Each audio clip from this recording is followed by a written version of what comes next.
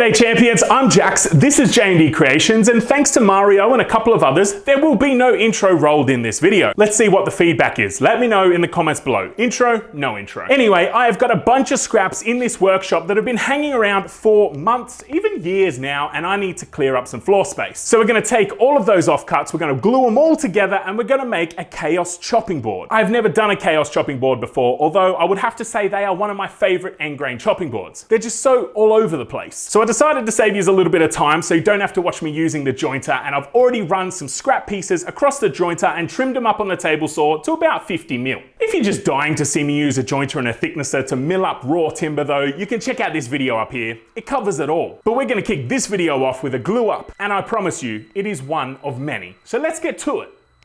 I put a new form ply top on my workbench and increased the surface area, as you can see. The idea being the glue won't stick to this, but I'm a little bit skeptical. So I'm thinking some silver glide on top of this before we do the glue up is in order. Silver glide gets used on the table saw and the band saw and all those sort of surfaces to make it more slippery so that you don't get any friction from your piece. Here's hoping it helps glue not adhere to a surface as well.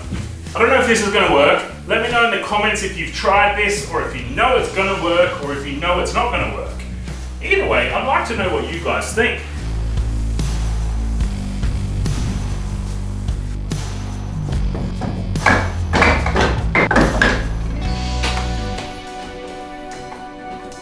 Now, as you could already see here, I've got some scraps that are running in different orientations already. Normally this may be an issue, but this is a chaos board and it's meant to look chaotic.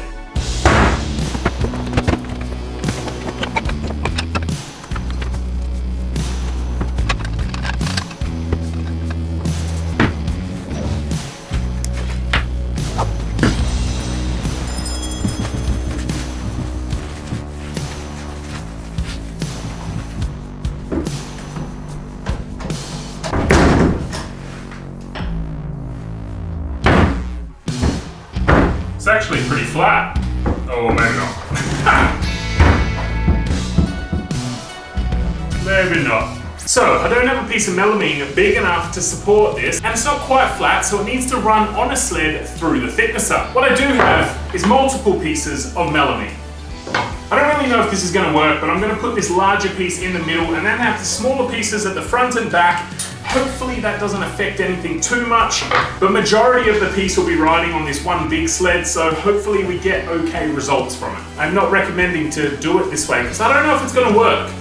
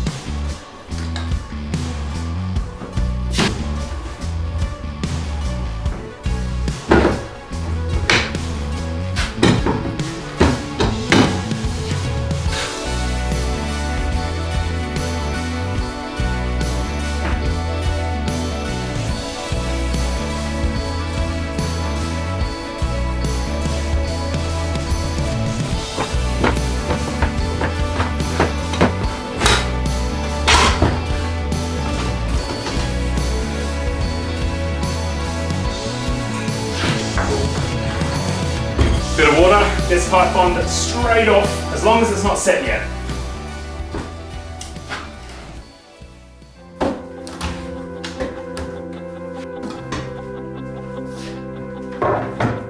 So what I'm about to do next is illegal in the woodworking community. When I say illegal, I mean if you post this sort of thing on Facebook, you're gonna get shunned by all the trolls. I'm gonna use my thicknesser to flatten off this end grain board. Now, I am in no way recommending that you do this. It can be quite dangerous. There are some precautions I've put in place though to try and increase my chances of success. The first precaution is that I have glued these pieces of marry to each end of the board. These are not in the end grain orientation, and they will provide support for this line of end grain as it passes through the thicknesser so that it doesn't break out. Once it's flat, I can cut it to size and remove those pieces. Another important precaution I'm going to be taking is really small cuts. I'm talking minuscule. Now, the third and final precaution I'm going to be taking is I'm going to be standing off to the side of the thicknesser and not in front of the infeed. If something were to break off or go wrong as this board is being thicknessed, the piece is going to rocket out the infeed side and crash into my tool wall. I would much rather it impact on the tool wall than I would on my body. So standing off to the side is the best place to be to stay out of harm's way. With all that being said, I do not recommend this method. These precautions will just help you not do this method safer if you take it upon yourself to choose to not do this method. It's not going to make you any friends. That's just within the woodworking community. The rest of the world has no idea what I'm talking about and therefore probably doesn't care. So let's see what happens.